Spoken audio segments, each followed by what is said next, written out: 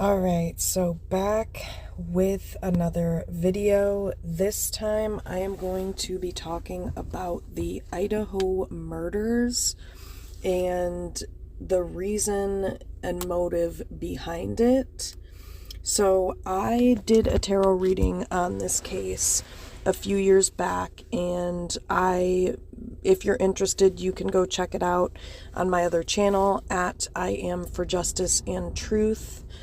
I did that a few years ago and talked about what this professional talks about in this article, which is that the motive behind the killing was a fixation and obsession that came from a place of feeling rejected over the years by women and by, I guess, specifically blonde women. And the reason that I want to talk about this is because this happens a lot with, well, I don't want to say a lot, but this is the case quite a bit of the time with individuals who have this type of pathology, I guess, or psychology that is pathological, is that they tend to get obsessed or fixated, and they also have suppressed rage, and they take that out on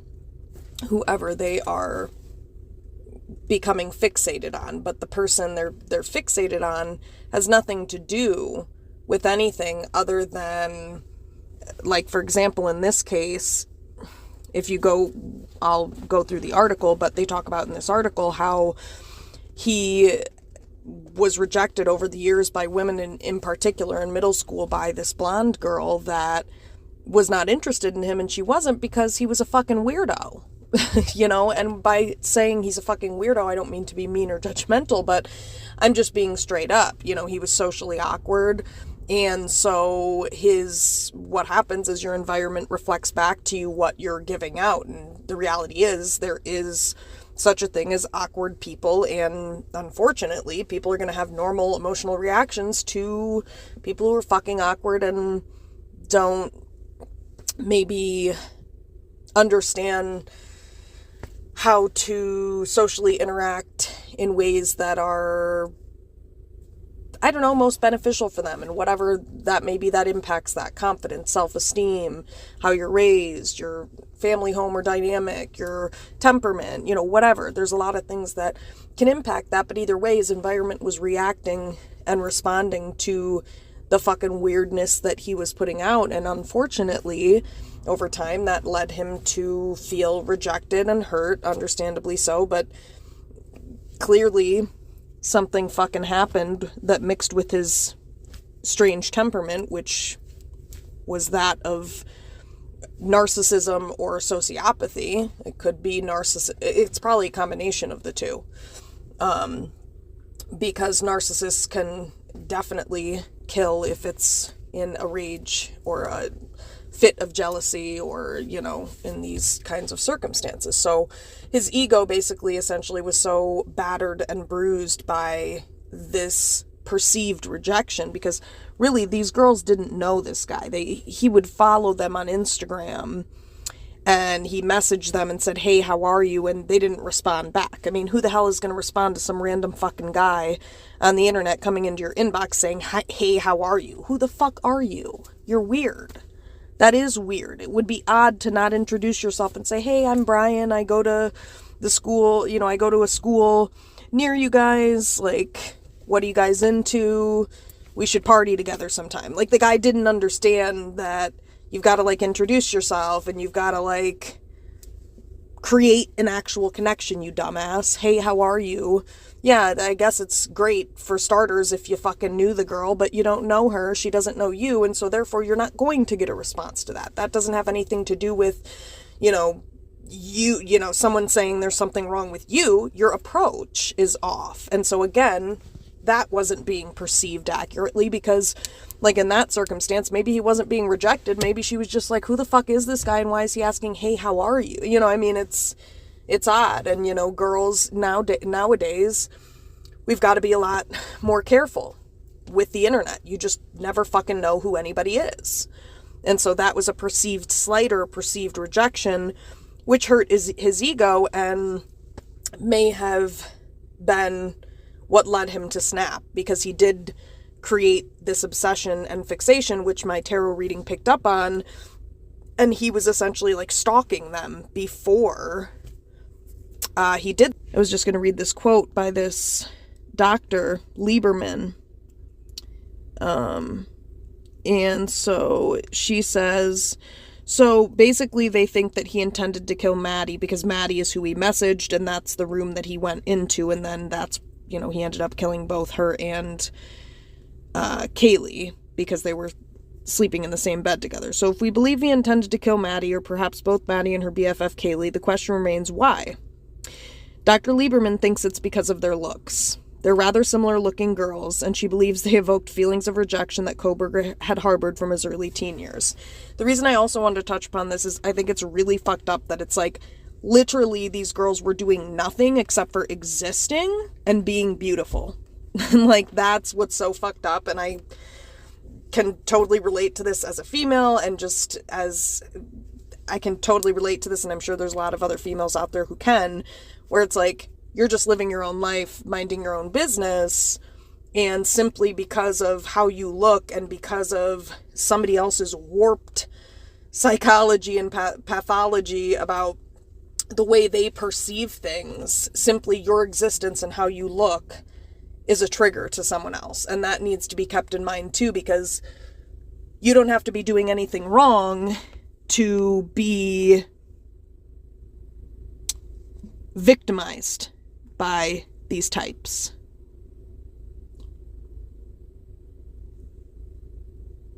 So the other thing that's really interesting, I did want to say that Perez wrote is a good thing. It's thought-provoking question. Brian Kohberger was this soft. Someone so fragile could cause such devastation, ? And it's like, yeah, so narcissistic people, they are actually very soft in a sense. Like, they're highly sensitive to criticism and their egos are extremely fragile. And so, yeah, if they get rejected enough times, this will trigger them, and it will trigger a narcissistic injury, which can trigger narcissistic rage, which can lead to violence. So, why did he do it? Simply because of their good looks. And like I said, I just wanted to touch upon that because I think it's absolutely fucked up that these girls were doing nothing wrong except for just being beautiful, living their lives, enjoying their youth, and that's what got them killed. And I can relate because I've been in situations where I have been mistreated simply because of how I look, or, you know, or bullied or whatever for how I look. And I think it's a really important case too, to really acknowledge that, you know, it's not just the unattractive or unpopular girls that get targeted. It's actually sometimes really beautiful girls who are, well, I don't know if this is considered popular. They were in sororities and whatever. And anyway, long story short, it is not just those that get bullied that, or it's not just those that are in more, basically what I'm trying to say is vulnerabilities look different than what we may have previously thought. You know, a lot of times people think, oh, you're going to get bullied if you're not as good looking, or if you're, you know, an outcast or something like that. But this is like an extreme form of bullying and violence, and it's towards, I mean, I think they're pretty girls. And so I think it's important to look at it because it's not always just the outcast or the, I don't know, whatever, a person that looks a certain way that is bullied or mistreated or murdered for absolutely no fucking reason at all. And I think that's something that hasn't really been even looked at in this case, and that's why I'm glad that this is being brought to light, because that is the truth, and it's a really sick, sad, cold truth that I think we as a society actually need to start looking at, that people with strengths sometimes are put in vulnerable positions simply by just being who they are too at times. And that's a vulnerability in and of itself. So sometimes having a lot of strengths and being happy because you've been blessed with certain things can become a threat to other people, and you can become a target simply for just being great. I mean, that's really what this comes down to, and it's sad that, and obviously I don't know these girls as people, but, they're young people living their lives doing what all young people do. It didn't look like they were really hurting anybody or bothering anybody. So I think it's important to touch upon this and look at it because our society doesn't really have this conversation often. It's oftentimes vulnerability is associated with weaknesses or disadvantages. And it's not looked at that actually sometimes having more advantage and more privilege can make you a fucking target. And in this circumstance, it absolutely fucking did.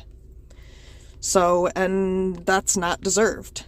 It's bullshit, it's disgusting, and it's sad. So it is especially significant that Maddie and Kaylee look like the blonde cheerleader who rejected him in middle school. He took out the rage that he built up over the years towards his first love and all the subsequent women who rejected him with each bloody stab of the knife. So yeah, these girls did not deserve to die. Neither did Zaina, neither did Ethan.